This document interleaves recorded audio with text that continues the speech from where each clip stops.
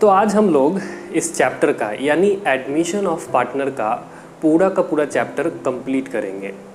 हम लोग इस चैप्टर का कंप्लीट नॉलेज और बेस्ट सूटेबल लॉजिक के साथ इस चैप्टर को पढ़ने वाले हैं।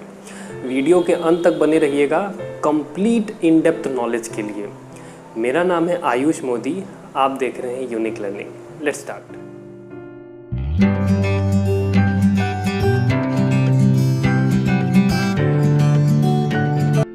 तो हम लोगों ने पिछले वीडियो में बात किया था कि एडमिशन ऑफ पार्टनर में तकरीबन 5 काम ऐसे होते हैं जो आपको करने पड़ते हैं।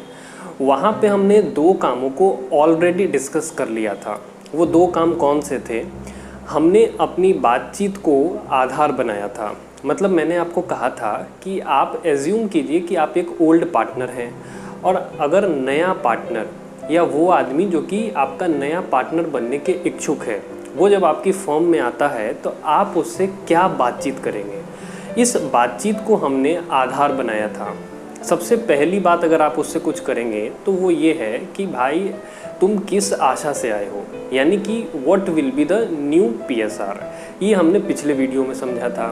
साथ साथ हमने जो सैक्रिफाइसिंग रेशियो होता है और साथ साथ जो गेनिंग रेशियो होता है उस बारे में भी सारी की सारी चर्चा कर डाली थी। उसके बाद हमने ये समझा था कि आखिर गुडविल का ट्रीटमेंट कैसे होता है। मतलब जब आप नए पार्टनर से ये पूछ लेते हैं कि तुम किस आशा से आए हो, यानी कि प्रॉफिट कितना लोगे, उसके बाद हम लोग उससे कितना कैपिटल और कितना गुडविल लाना है इस बारे में बातचीत करते हैं। तो इस चर्चा को आधार बनाते हुए हमने वहाँ 2 काम कर डाला था। आज हम लोग जो बचा हुआ 3 काम है, 3 काम वो हम लोग करेंगे। अब हम लोग आगे बढ़ते हैं। आपके घर में जब गेस्ट आता होगा या आपको जब पता चल जाता है कि आपके घर में गेस्ट आने वाला है, तो आप या आपके माँ बाप कुछ तैयारियां तो ज़रूर करते होंगे। उसी तरीके से जब एक बार तय हो गया कि नया पार्टनर 2 या 3 दिनों के बाद अपनी फर्म को, आपकी फर्म को ज्वाइन करेगा, तो उस बीच भी आप कुछ तैयारियां करते हैं। हालांकि ये तैयारियां वैसी नहीं है जैसा कि किसी गेस्ट के आने पे की जाती है, लेकिन हम लोग कुछ ना कुछ तैयारियां करते हैं। वो तैयारियां क्या हैं? मैं आपको कहना चाहता हूँ कि आप सपोज़ कीजिए कि आपके दुकान में, आपकी फर्म में जो ड्रॉवर है जिसमें आप पैसे रखते हैं, उन 2 दिनों में जिस बीच वो आपका पार्टनर, इनकमिंग पार्टनर आने वाला है, उस 2 दिनों में आपने क्या किया? आपने उस ड्रॉवर को खोला। उसमें आपको एक छोटा सा बैग मिला। उस छोटे से बैग में 90,000 रुपये पड़े थे, जो कि आपने और आपका जो सेकंड पार्टनर है उसने अपने प्रॉफिट में से जोड़ के रखे थे, प्रॉफिट में से। तो आप उस पैसे का, उस छोटे से बैग का क्या करेंगे? आपके पास 2 ऑप्शंस हैं। पहला ऑप्शन तो ये है कि आप उस पैसे को आधा आधा बांट लीजिए। आधा आधा इन द सेंस कि जितना उसने लगाया था, जितना उसने जोड़ा था और जितना आपने जोड़ा था, आप या तो उस पैसे को बांट लीजिए, बात ख़त्म हो गया। दूसरा ऑप्शन ये है कि आप एज इट इज़ उसको वही रहने दीजिए। ये दूसरा ऑप्शन है। तो आप कौन सा ऑप्शन चूज़ करना पसंद करेंगे और क्यों? तो हम लोग फ़िलहाल, अगर मैं यहाँ पे हूँ तो मैं अपनी राय दे दूँ कि मैं पहला ऑप्शन चुनना पसंद करूँगा, क्योंकि अगर हम लोग पहले ऑप्शन में उस पैसे को आपस में बांट लेते हैं, क्योंकि हमने ही उस पैसे को जोड़ के रखा था, तो अगर हम उस पैसे को आपस में बांट लेते हैं तो कोई विवाद नहीं होगा। लेकिन अगर उस पैसे को एज इट इज़, उस बैग को वही छोड़ दिया जाए, तो जब नया पार्टनर आएगा तो वो विवाद खड़ा कर सकता है। वो कहेगा कि देखो भैया, 90,000 रुपये है, इसमें से 30-30 हज़ार रुपये सबका है। मतलब कि इस तू मैमे से बचने के लिए हम लोग एडमिशन ऑफ पार्टनर में एक तीसरा ट्रीटमेंट करते हैं। अभी तक हमने 2 ट्रीटमेंट किया है। पहला ट्रीटमेंट था न्यू प्रॉफिट शेयरिंग रेशियो निकालना, दूसरा ट्रीटमेंट था गुडविल का ट्रीटमेंट। उस वीडियो में हमने ये भी समझा था कि आपकी बैलेंस शीट में जो गुडविल दिख रहा है उसका मतलब क्या होता है और उसका आप क्या कुछ कर सकते हैं। जितने ऑप्शंस थे सारे ऑप्शंस हमने वहाँ बताया था। आज हम लोग एक तीसरा ट्रीटमेंट करते हैं इसी तू मैं से बचने के लिए। देखिए मेरे साथ ट्रीटमेंट क्या है।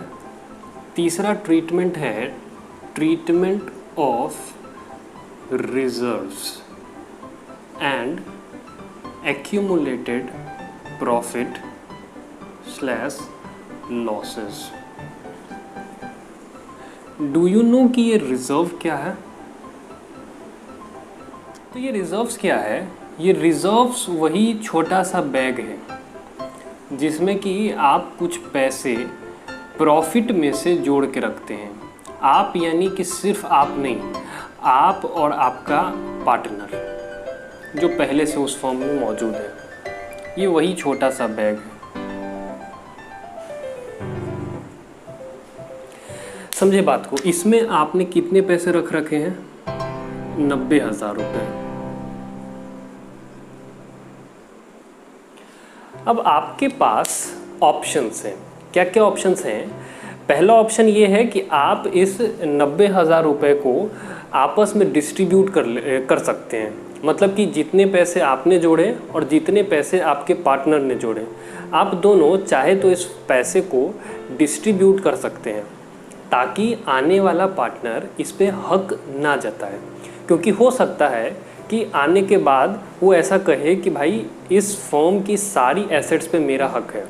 अब उसको ये बात भला कौन समझाए कि ये पार्टनर्स का है, फर्म का नहीं है। मतलब ये वो प्रॉफिट है जो कि पार्टनर्स घर लेके जा सकते थे लेकिन उन्होंने छोड़ दिया due to some reasons.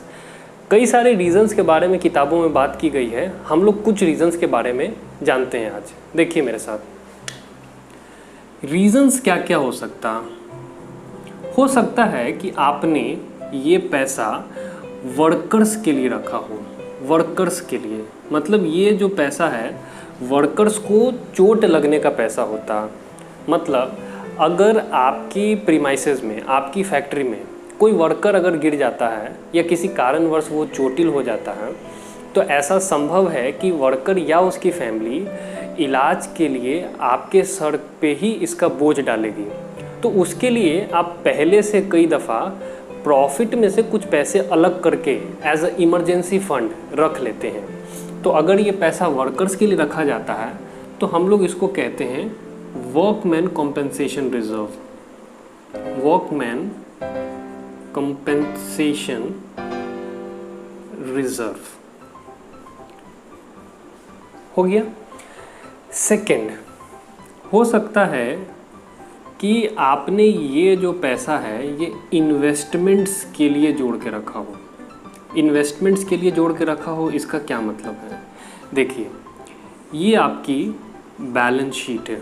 This is your balance sheet. इस बैलेंस शीट में आपकी इन्वेस्टमेंट दिख रही है 100 रुपये से। 100 रुपये से हो सकता है कि कुछ टाइम में इसकी वैल्यू कुछ रुपए से घट जाए। हो सकता है ये 80 रुपये हो जाए, हो सकता है ये 70 रुपये हो जाए। उस केस में क्या होता है कि आपको इस इन्वेस्टमेंट में 20, 30 या 40 जितने भी रुपए की गिरावट होगी उतने का नुकसान हो जाता है। उस नुकसान की भरपाई के लिए आप अपने प्रॉफिट एंड लॉस अकाउंट को डिस्टर्ब नहीं करना चाहते हैं। आपने इसीलिए उसकी तैयारी आज ही कर रखी है। मतलब अपनी प्रॉफिट में से कुछ पैसा आपने अलग करके रख दिया है। इसे हम लोग कहते हैं investments fluctuation reserve. Investments fluctuation reserve. तीसरी बात, हो सकता है कि आपने ये पैसा एक नई मशीन खरीदने के लिए, जब आपकी ओल्ड मशीन पुरानी हो जाएगी तो आप नई मशीन खरीदने के लिए भी ये पैसा जुटा सकते हैं, अपनी प्रॉफिट में से अलग रख सकते हैं, यानी कि फॉर मशीन। और इसे हम लोग कहते हैं machinery replacement reserve. Machinery replacement reserve. एक चौथा रीज़न हो सकता है कि आपने due to any reason for any purpose ये पैसा रखा हो, जिसे हम कहते हैं general reserve. General reserve GENERL। हो सकता है ये पैसा आपने किसी भी स्पेसिफिक रीज़न के लिए नहीं बल्कि एक जनरल रीज़न के लिए रखा हो, जिसे हम लोग जनरल रिजर्व का नाम देते हैं। तो ये पैसा जो आपने अलग से प्रॉफिट में से अलग करके रखा हुआ है, वो प्रॉफिट जो कि एक पार्टनर घर लेके तो जा सकता था लेकिन वो लेके गया नहीं, तो ये पैसे के लिए तू मैं ना हो, इसीलिए आपको ये ऑप्शन दिया जाता है कि आपकी बैलेंस शीट में दिख रहा गुडविल, आपकी बैलेंस शीट में दिख रहा रिजर्व, आप और आपका पार्टनर यानी उस पार्टनरशिप फर्म में मौजूदा जितने पुराने पार्टनर्स हैं वो लोग डिस्ट्रीब्यूट कर सकते हैं। देखिए, ये आपकी बैलेंस शीट है और आपकी बैलेंस शीट में एक रिजर्व दिख रहा है। ये क्या है? ये है क्रेडिटेड। आप इसे बांटना चाहते हैं तो इसके लिए आपको क्या करना होगा? इसे डेबिट करना होगा। बांटने से कोई चीज़ बढ़ जाएगी या ख़त्म हो जाएगी? ख़त्म हो जाएगी। तो किसी आइटम जो कि क्रेडिटेड है उसे ख़त्म करने के लिए you have to debit. Clear है बात यहाँ तक? तो हम लोग इसको डेबिट कर देते हैं। करने के लिए आपको क्या करना होगा? रिजर्व्स अकाउंट डेबिट करना होगा। अगर 90,000 आप एज्यूम करते हैं कि 90,000 का रिजर्व आपकी बैलेंस शीट में दिख रहा, आप इसे बांट देंगे ओल्ड पार्टनर्स में, to old partners capital account. ये 90,000 रुपया बट जाएगा। और ये 90,000 रुपया बांटने के लिए आपको सहारा लेना होगा प्रॉफिट शेयरिंग रेशियो का, यानी कि जो प्रॉफिट शेयरिंग रेशियो चल रहा है उसी रेशियो में ये 90,000 रुपया बट जाएगा। ठीक है बात? अच्छा, अब सेकंड मेथड के बारे में बात करते हैं। सेकंड मेथड कहता है कि इनकमिंग पार्टनर जरूरी थोड़े ना है कि बुरा आदमी हो सकता है वो भी एक बड़ा संवेदनशील व्यक्ति हो और एक बड़ा इंटेलेक्चुअल पर्सनैलिटी हो, वो भी ये बात को कह सकता है। वो ये हो सकता है ये बात कहे कि जो छोटे से बैग में जो पैसा पड़ा है उसको वैसे ही रहने दो, मतलब कि ये पैसा किसी न किसी काम आ सकता, तो ये पैसा अगर पड़ा रहेगा तो ज़्यादा अच्छा रहेगा। लेकिन उस केस में क्या होगा? उस केस में होगा ये कि ये जो 90,000 रुपये है जो कि सिर्फ ए और बी में बंटना चाहिए, वो ए, बी एंड सी में बट जाएगा, यानी कि सी यहाँ पे न्यू पार्टनर है, तो वो जो 90,000 है वो ए, बी और सी में फ्यूचर में बट जाएगा, जिसकी वजह से सी को फ़ायदा होगा और ए और बी को नुकसान होगा। नुकसान। तो अब सी कहता है कि अगर ये पैसा जो तुम लोगों को नुकसान हो रहा है अगर वो हम दे दें तो फिर तो कोई दिक्कत नहीं है। तो उस केस में मेथड नंबर 2 अडॉप्ट किया जा सकता है। वो मेथड नंबर 2 कहता है कि ए और बी को होने वाला नुकसान अगर सी दे दे तो फिर कोई दिक्कत नहीं है। तो उसकी एंट्री कैसे होगी? उसके लिए हमें क्या करना होगा कि हम सी के कैपिटल को डेबिट करेंगे। सीज कैपिटल अकाउंट डेबिट कितना? 30,000 रुपये से, और ए को और बी को क्रेडिट कर देंगे to A's capital account and to B's capital, और ये पैसा इनको इनके सैक्रिफाइसिंग रेशियो में बट जाएगा। बोलिए हाँ कि ना?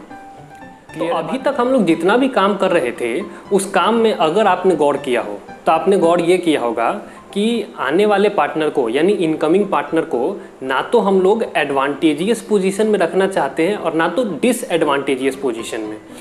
मेरा कहने का मतलब ये है कि अगर एडवांटेजियस पोजीशन में रखा जाए तो सवाल ये है कि क्यों रखा जाए? फिर तो 100-200 लोग लाइन लगाएंगे कि हम भी काम करना चाहते हैं, साथ में हम भी पार्टनर बनना चाहते हैं। और दूसरा सवाल ये कि डिसएडवांटेजियस पोजीशन में क्यों रखा जाए? फिर तो कोई नहीं आएगा, एडमिशन ऑफ पार्टनर का केस ही नहीं बनेगा। मतलब आने वाले पार्टनर को अगर आप किसी तरीके के डिसएडवांटेज में रखते हैं तो फिर तो कोई नया पार्टनर बनने के लिए तैयार ही नहीं होगा, फिर ये चैप्टर एग्जिस्ट नहीं करेगा। तो हम लोग इस बात का खासा ख्याल रखते हैं शुरू से ही, चाहे हमने न्यू PSR निकाला, चाहे हमने गुडविल का ट्रीटमेंट किया, चाहे हमने रिजर्व्स एंड सरप्लस का ट्रीटमेंट किया, चाहे अभी हम लोग जो चौथा ट्रीटमेंट करने वाले हैं, सारे केसेस में एक बात का ध्यान रखना है कि आने वाले पार्टनर को ना तो एडवांटेजियस पोजीशन में रखना है ना तो डिसएडवांटेजियस पोजीशन में।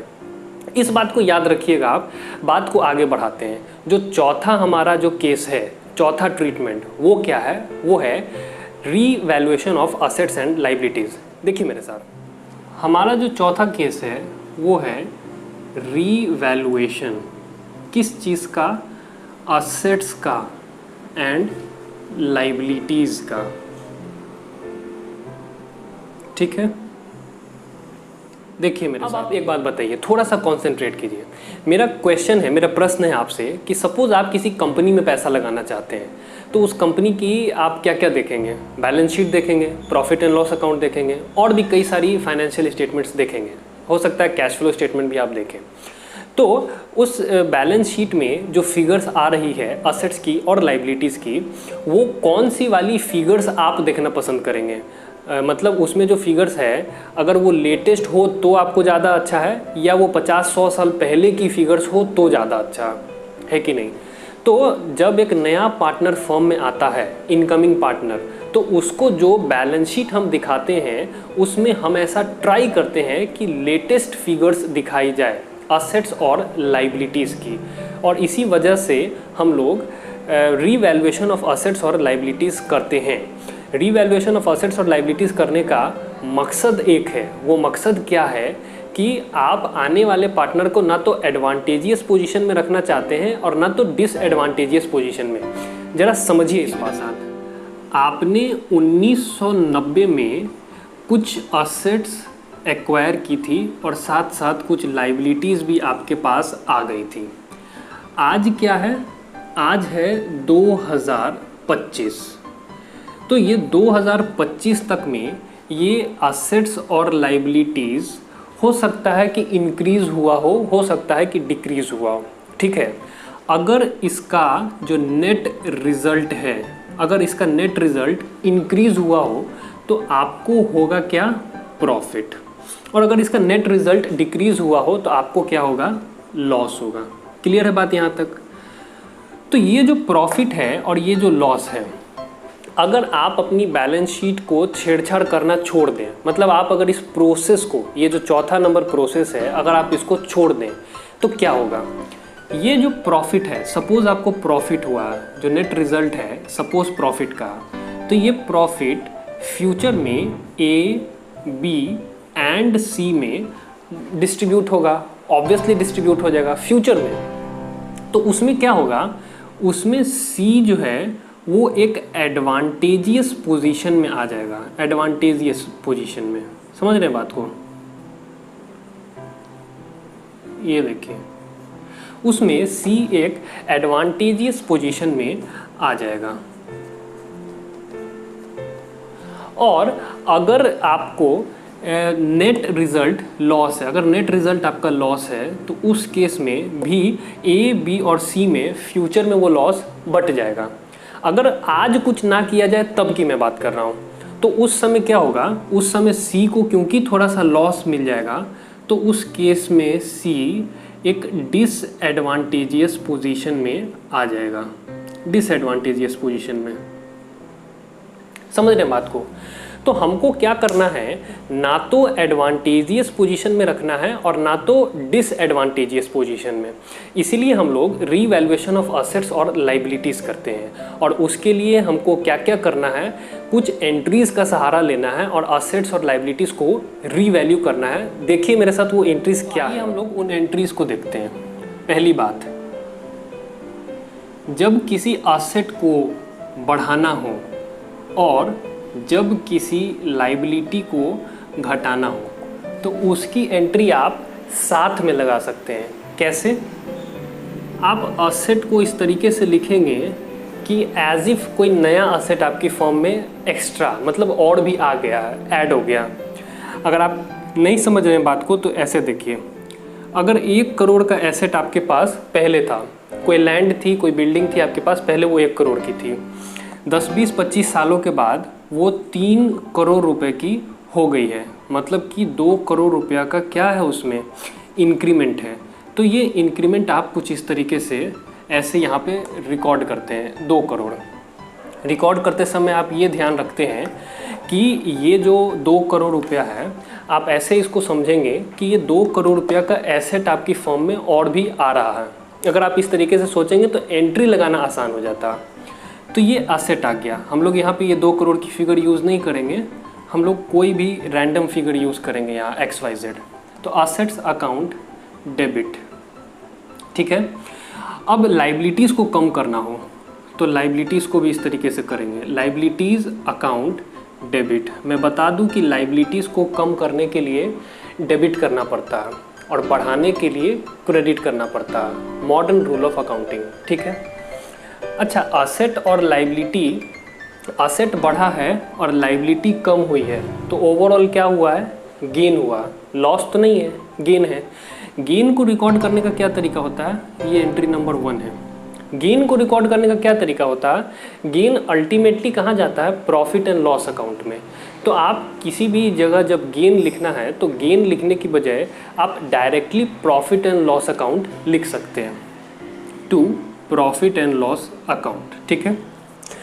अब एक बात बताइए, जब 10-15 सालों के बाद एक्चुअल में जब ये प्रॉफिट आपको होगा, मतलब अभी तो ये जो लैंड एंड बिल्डिंग है और ये जो लाइबिलिटीज़ है, अच्छा लैंड एंड बिल्डिंग की बात करते हैं कि अगर ये लैंड एंड बिल्डिंग है वो जब 10-15 सालों के बाद बिकेगी तब आपको क्या होगा, तब एक्चुअल प्रॉफिट होगा।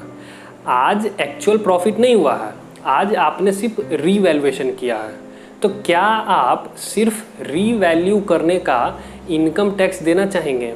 मतलब हो सकता है कि आप यहाँ पे 2 करोड़ लिखें, हो सकता है कि आपकी जो लाइबिलिटी कम हुई है वो 1 करोड़ रुपए की कम हुई है, तो ये टोटल कितना हो गया, 3 करोड़। तो क्या इस 3 करोड़ रुपए पे आज आप इनकम टैक्स देना चाहते हैं?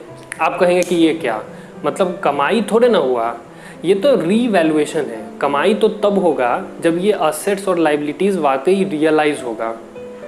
तो ये प्रॉफिट एंड लॉस अकाउंट यहाँ पे लिखने से क्या हो रहा है मालूम है, यहाँ पे हो ये रहा है कि ये प्रॉफिट एंड लॉस अकाउंट आपकी इस साल की प्रॉफिट एंड लॉस अकाउंट को इन्फ्लेट कर रहा है, मतलब उसकी प्रॉफिट को बढ़ा रहा है। हम इस चीज़ से बचना चाहते हैं तो उसके लिए हम क्या करेंगे, हम profit and loss adjustment account लिखते हैं। क्लियर है बात यहाँ तक? Profit and loss adjustment account. Profit and loss adjustment account का एक और नाम है, वो नाम है रीवैल्यूएशन अकाउंट। Revaluation account. बताइए यहाँ तक कोई परेशानी है क्या? कोई परेशानी नहीं है। अच्छा, असेट्स को घटाने के लिए और लाइबिलिटीज़ को बढ़ाने के लिए कौन सी एंट्री लगाते हैं? जस्ट इसी की रिवर्स एंट्री लगाते हैं।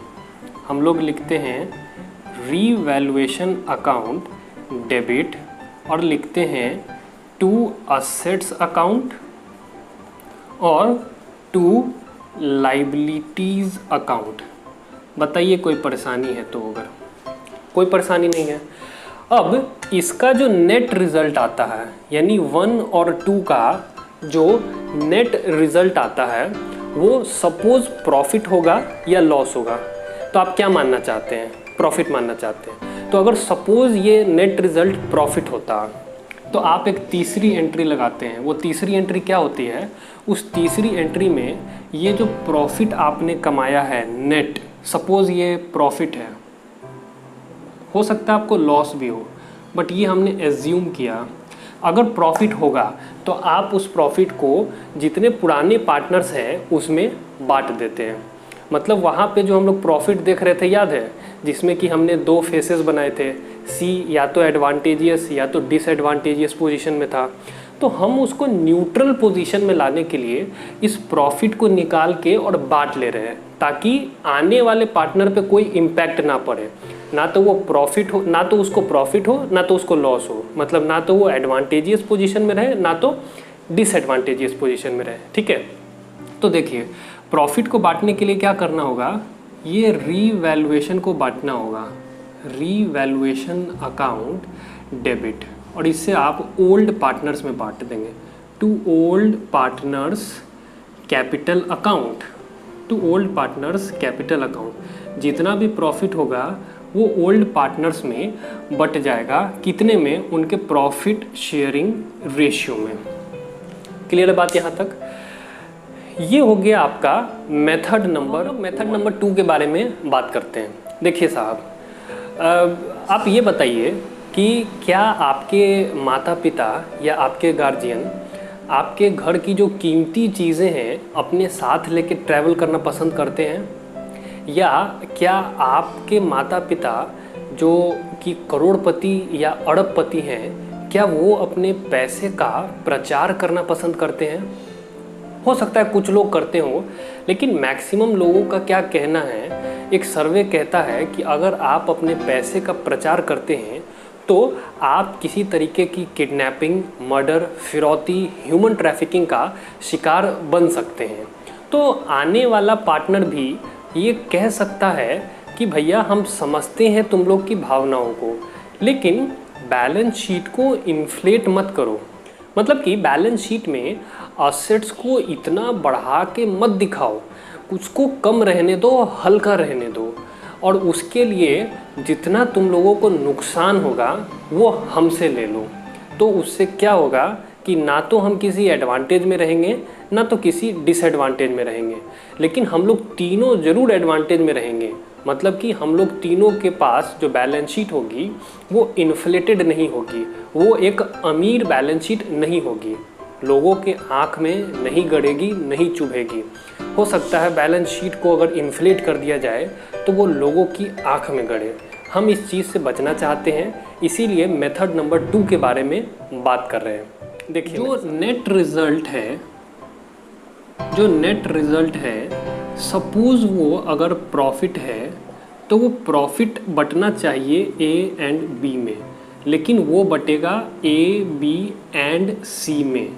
तो उसके लिए सी कहता है कि जो प्रॉफिट हो रहा है उसमें जितना प्रॉफिट हमको मिलेगा वो पैसा तुम हमसे ले लो एज अ कॉम्पेंसेशन हमसे ले लो। तो उसके लिए हम लोग क्या करेंगे, हम लोग एक एंट्री पास करेंगे और सी से उसको होने वाला प्रॉफिट आज ही मांग लेंगे। प्रॉफिट सी को फ्यूचर में होगा, लेकिन उसको हम किसी तरीके के एडवांटेज या डिसएडवांटेज में नहीं रखना चाहते हैं, इसीलिए उसको जो प्रॉफिट होगा वो पुराने पार्टनर्स को लॉस है और वो पैसा आज ही हम सी से मांग लेंगे। तो हम लोग क्या करेंगे, सी के कैपिटल को डेबिट करेंगे। डेबिट करने का मतलब होता है सी के कैपिटल को कम करना। तो सीज कैपिटल अकाउंट डेबिट और to A's capital account and to B's capital account. यहाँ पे मैं डिस्क्लेमर दे दूँ कि जो सी है वो नया पार्टनर है और ए और बी ओल्ड पार्टनर्स हैं, और ये जो पैसा होगा ये इनके सेक्रीफाइसिंग रेशियो में बट जाएगा। बताइए बात क्लियर है कि नहीं यहाँ तक? अब आपको क्या करना है, आपको इस एंट्री को दिमाग में रखना है, इस एंट्री को दिमाग में रखना है, क्योंकि हम लोग घूम फिर के इसी एंट्री पे वापस आने वाले हैं। मतलब अभी हम लोग बात करने वाले हैं कि आपके बुक्स में इसी एंट्री को कैसे किया हुआ है। थोड़ा सा तरीका लेंदी है लेकिन समझना पड़ेगा। जो तरीका आपने अपनी बुक्स में देखा होगा, यानी कि बेसिकली मेथड नंबर 2, उसके बारे में हम लोग बात कर रहे हैं। ज़रा देखिएगा, असेट्स को बढ़ाने के लिए एंड लाइबिलिटीज़ को कम करने के लिए यहाँ भी वही होगा, assets account debit, liabilities account debit, और इसे हम लिखेंगे रीवैल्यूएशन का भाई, memorandum revaluation account, to memorandum revaluation account. बताइए ठीक है कि नहीं ठीक है? अब इसकी रिवर्स एंट्री, मतलब असेट्स को बढ़ाना है, लाइबिलिटीज़ को घटाना है, तो ये एंट्री। अब असेट्स को कम करना है और लाइबिलिटीज़ को बढ़ाना है, तो उसके लिए क्या एंट्री चलेगा? एग्जैक्टली इसका उल्टा एंट्री चलेगा। उसमें हम लोग लिखते हैं मेमोरेंडम रीवैल्यूएशन अकाउंट डेबिट, और लिखेंगे to assets and to liabilities. मैं उम्मीद करता हूँ कि आपको मेरी सारी बातें समझ आई है अभी तक। अब असेट्स को घटाने के लिए, लाइबिलिटीज़ को बढ़ाने के लिए ये एंट्री। अब इसका नेट रिज़ल्ट क्या होगा ये आप बताइए। हम लोग सपोज करते हैं कि इसका नेट रिज़ल्ट प्रॉफिट होगा, तो इसका जो नेट रिज़ल्ट प्रॉफिट होगा उसे हम लोग डिस्ट्रीब्यूट करते हैं पार्टनर्स में, ओल्ड पार्टनर्स में। देखिए कैसे, ये मैं तीसरी एंट्री यहाँ पे ऊपर कर देता हूँ। ये आप ध्यान रखिएगा कि ये पहली एंट्री है, ये दूसरी एंट्री है और यहाँ ये तीसरी एंट्री है। हम लोगों ने एज्यूम किया है कि इसका जो नेट रिज़ल्ट है इन दोनों एंट्रीज़ का वो प्रॉफिट है, तो आप इस प्रॉफिट को डिस्ट्रीब्यूट कर देते हैं मेमोरेंडम रीवैल्यूएशन अकाउंट डेबिट, और ये बट जाता है पुराने पार्टनर्स में टू एज कैपिटल अकाउंट और टू बीज कैपिटल अकाउंट, और ये बटेगा उनके प्रॉफिट शेयरिंग रेशियो में। ठीक है बात यहाँ तक। ये जो भी आपने पूरा किया है इस साइड, ये आपका स्टेप नंबर 1 है। अब आपको स्टेप नंबर 2 करना है। वो क्या करना है कि आपने जो भी एंट्रीज़ अभी तक में लगाई है, आपको उन सारी एंट्रीज़ को एग्जैक्टली रिवर्स करना है। रिवर्स क्यों करना है अभी बात करते हैं, पहले रिवर्स करते हैं। देखिए, सबसे पहले इस एंट्रीज़ को हम लोग, इस एंट्री को रिवर्स करने जा रहे हैं। रिवर्स करने के लिए मेमोरेंडम रीवैल्यूएशन अकाउंट डेबिट और लिखेंगे to assets and to liabilities. ठीक है, ये हमने एंट्री रिवर्स की है। अब हम इस एंट्री को रिवर्स करेंगे। रिवर्स करने के लिए हम लोग लिखेंगे assets account debit, assets account debit, liabilities account debit, और इसको रिवर्स करके लिखेंगे टू मेमोरेंडम रीवैल्यूएशन अकाउंट। बताइए यहाँ तक कोई परेशानी है क्या? अब देखिए साहब, इस एंट्री और इस एंट्री का जो नेट रिज़ल्ट हमने प्रॉफिट माना था, इस एंट्री और इस एंट्री का नेट रिज़ल्ट एग्जैक्टली लॉस आएगा, और वो भी उतना जितना कि यहाँ पे प्रॉफिट आया था। क्यों? क्योंकि ये इसका रिवर्स है और ये इसका रिवर्स है। मतलब कि यहाँ पे लिखी गई एंट्रीज़ यहाँ पे लिखी हुई एंट्रीज़ का एग्जैक्टली रिवर्स है। तो अगर इधर आने वाली एंट्रीज़ का प्रॉफिट आया है नेट रिज़ल्ट, तो इधर लिखी एंट्रीज़ का नेट रिज़ल्ट लॉस आएगा। और अगर 100 रुपये का प्रॉफिट इधर है तो एग्जैक्टली 100 रुपये का लॉस इधर आएगा। अब आप इस लॉस को डिस्ट्रीब्यूट करेंगे। इस लॉस को डिस्ट्रीब्यूट करने के लिए आप पुराने और नए सारे पार्टनर्स का सहारा लेंगे। मतलब कि A's capital account debit, A's capital account debit, B's capital account debit और सीज कैपिटल अकाउंट डेबिट, और आप यहाँ लिखेंगे टू मेमोरेंडम रीवैल्यूएशन अकाउंट, और आप इसे बांट देंगे। जरा सा एक बात सोच के बताइए कि नए पार्टनर के साथ, यानी कि सारे पार्टनर्स में अगर कुछ बांटना हो तो एक ही रेशियो है जिसमें कि सारे पार्टनर्स में कुछ बढ़ सकता है, और वो है न्यू प्रॉफिट शेयरिंग रेशियो। तो हम लोग इसको न्यू प्रॉफिट शेयरिंग रेशियो में बांट देंगे। आई होप आपको ये सब क्लियर हो। अब आपको 2 चीज़ें ध्यान देनी है। क्या क्या? पहली बात ये कि आपकी बैलेंस शीट इस मेथड से इन्फ्लेट नहीं होगी।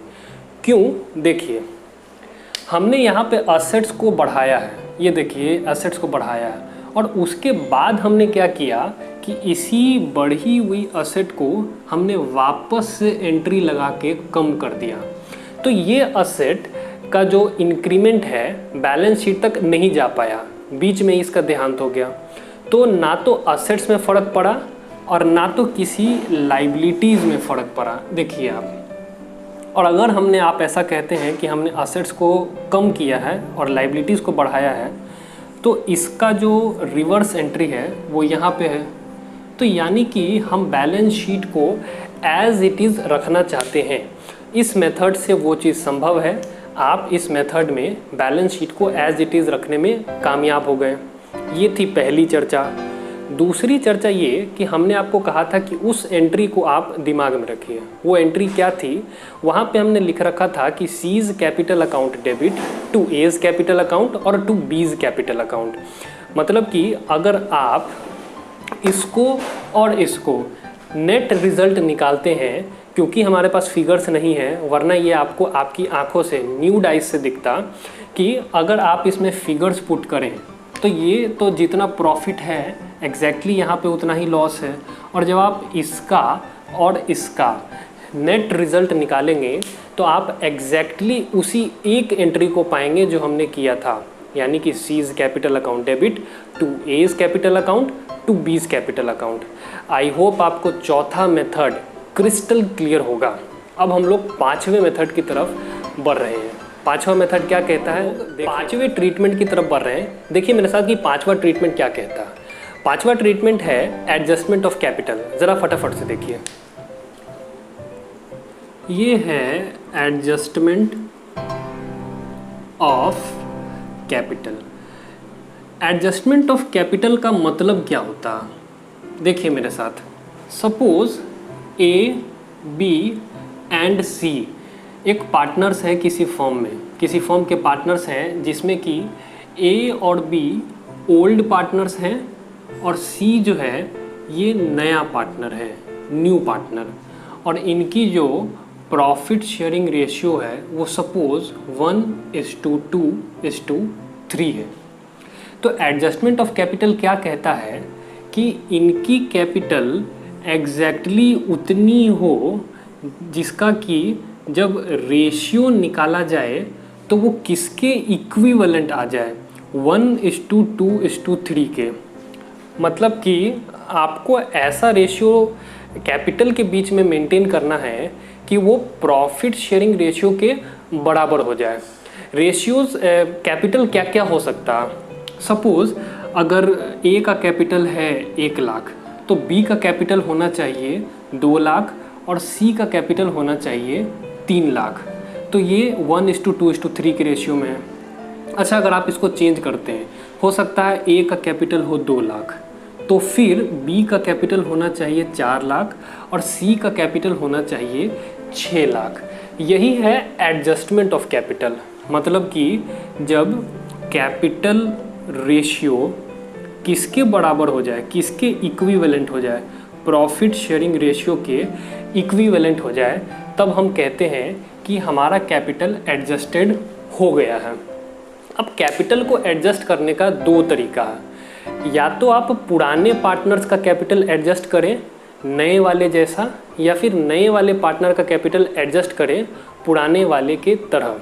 देखिए मेरे साथ, हम लोग एज्यूम करते हैं, लेट अस एज्यूम कि सी का जो कैपिटल है वो 12 लाख रुपए का कैपिटल है। 3 पार्टनर्स हैं ए, बी एंड सी और इनका जो प्रॉफिट शेयरिंग रेशियो है वो है 1:2:3। सी का कैपिटल है 12 लाख। अभी ए का जो मौजूदा कैपिटल है फर्म में वो है 2 लाख और बी का जो मौजूदा कैपिटल है वो है 5 लाख। हम लोग अभी मेथड नंबर 1 देख रहे हैं। मेथड नंबर 1 कहता है कि ओल्ड पार्टनर का कैपिटल एडजस्ट किया जाए, यानी कि old partners capital to be adjusted. इसके बाद वाला मेथड कौन सा होगा? इसके बाद वाला मेथड होगा कि न्यू पार्टनर का कैपिटल एडजस्ट करेंगे। तो फिलहाल ओल्ड पार्टनर का कैपिटल एडजस्ट करना है। ओल्ड पार्टनर का कैपिटल एडजस्ट करने के लिए क्या करना पड़ेगा? ऐसे लिखिए सी का कैपिटल, ये कौन है? ये नया पार्टनर है। सी का कैपिटल है 12 लाख रुपए का। तो इस 12 लाख रुपए की मदद से हम लोग फर्म का कैपिटल निकालेंगे, यानी कि total capital of firm, total capital of firm. और ये कैसे निकलेगा? 12 लाख तो ऐसे लिख दो और उसके बाद ये देखो कि ये 12 लाख सी कितने रेशियो के लिए लेके आया है। तो अगर सी की बात करें तो सी ये 12 लाख रुपया 3/6 के लिए लेके आया है। तो हम इस 12 लाख से फर्म का टोटल कैपिटल कैसे निकालेंगे? इसका रेसिप्रोकल कर देंगे, यानी into 6 / 3। On solving you will get 24 lakh, 24 lakhs. Clear है बात यहाँ तक?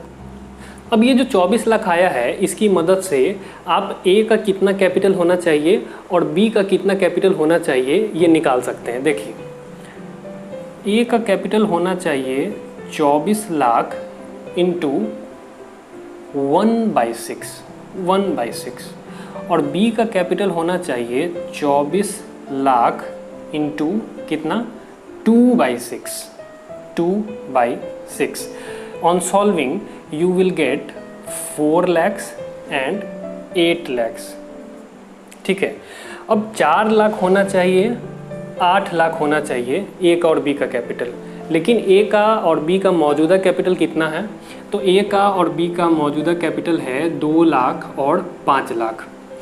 तो अब क्या होगा, ए और बी का कैपिटल एडजस्ट किया जाएगा, यानी कि ए और बी अपनी जो बाकी डिफिशियंसी है उसको लेके आएंगे। तो ए का कितना कैपिटल कम है और बी का कितना कैपिटल कम है? ए का वहाँ पे था 2 लाख, चाहिए 4 लाख, यानी कि 2 लाख रुपए कम है। और बी का कितना कैपिटल कम है? वहाँ था 5 लाख, यहाँ है चाहिए 8 लाख, तो यानी कि 3 लाख रुपए कम है। तो ये लोग उतना पैसा लेके आएंगे टू एज कैपिटल अकाउंट और टू बीज कैपिटल अकाउंट, और इतना पैसा ये लोग कैश में लेके आएंगे, कैश अकाउंट डेबिट। कितना हो गया? 5 लाख रुपया। ये है आपका मेथड नंबर 1। अच्छा, ऐसा भी हो सकता है कि वो लोग ये पैसा कैश में लेके ना आए, उस स्थिति में आप करंट अकाउंट को डेबिट करेंगे, यानी कि ए और बी के करंट अकाउंट को। क्लियर है बात यहाँ तक? ऐसा भी हो सकता था कि ए और बी का जो मौजूदा कैपिटल है वो 4 लाख और 8 लाख से ज़्यादा हो, तो उस केस में क्या होता कि जितना ज़्यादा होता उतना वो लोग विड्रॉ कर लेते और ये एंट्री उल्टी हो जाती और अमाउंट उस हिसाब से हम लोग लिखते हैं। अब हम लोग मेथड नंबर 2 देखेंगे, जिसमें कि न्यू पार्टनर के कैपिटल को एडजस्ट करना। एक एग्जांपल फ्रेम करते हैं, देख रहे हैं मेथड नंबर 2। इस मेथड नंबर 2 में क्या होगा कि new partners capital will be adjusted. New partners capital will be adjusted. बताइए कोई परेशानी है अगर तो ये न्यू पार्टनर कैपिटल एडजस्ट करने के लिए आप एक एग्जांपल फ्रेम करेंगे। Suppose A, B and C 3 partners हैं, जिसमें कि ए, बी ओल्ड पार्टनर्स हैं और सी एक न्यू पार्टनर है। इनका जो प्रॉफिट शेयरिंग रेशियो है वो है 3:2:1 और ए का और बी का जो मौजूदा कैपिटल है, ए के पास है 6 लाख, बी के पास है 4 लाख और सी के पास है 1 लाख। तो हम लोग इससे सी का कैपिटल एडजस्ट करेंगे और निकालेंगे। कैपिटल एडजस्ट करने के लिए आपको क्या करना होगा? सबसे पहले आप ए का और बी का कैपिटल जोड़ेंगे। 6 + 4 हो गया 10 लाख। अब इसके मदद से पिछले मेथड में हम क्या कर रहे थे? नए वाले पार्टनर की कैपिटल की मदद से फर्म्स टोटल कैपिटल निकाल रहे थे। अब क्या होगा? बहुत आसान है। पुराने पार्टनर की कैपिटल के मदद से फर्म का टोटल कैपिटल निकालेंगे, यानी firms total capital. Firms total capital निकालने के लिए आप लिखेंगे इस तरीके से 10 लाख। अब ये बताइए कि ए और बी ये 10 लाख कितने शेयर के लिए लेके आए हैं? तो ये लोग लेके आए हैं 5/6 के लिए। तो फर्म्स टोटल कैपिटल निकालने के लिए आप लिखेंगे 10 लाख और इसका करेंगे रेसिप्रोकल, यानी into 6 / 5, you will get 12 lakhs। अब इस 12 लाख की मदद से क्या आ जाएगा? सी का कितना कैपिटल होना चाहिए था? देखिए, सी का कितना कैपिटल होना चाहिए था? 12 लाख और इंटू कितना? 1/6 इंटू 1/6। तो सी का कैपिटल होना चाहिए था 2 लाख, लेकिन है कितना? सी का कैपिटल है 1 lakh.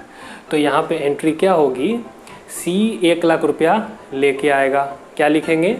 Cash account debit to C's capital 1 lakh 1 lakh. I hope आपको पूरा का पूरा ये जो चैप्टर है क्लियर होगा। बेधड़क डाउट्स लिखिए कमेंट सेक्शन में। और वीडियो से अगर आपने कुछ भी सीखा हो और इतना डीपेस्ट नॉलेज अगर आपको लगा हो कि नॉलेज डीप था या लॉजिक बेस्ट थी, तो आप चैनल को सब्सक्राइब कर सकते हैं, वीडियो को लाइक कर सकते हैं। और जाते जाते सर, अगर 2 चीज़ें हों लाइफ में तो आप गेम बड़ा कर सकते हैं, एजुकेशन, मोटिवेशन, और दोनों है इसी चैनल पे। Bye bye, take care, thanks for watching.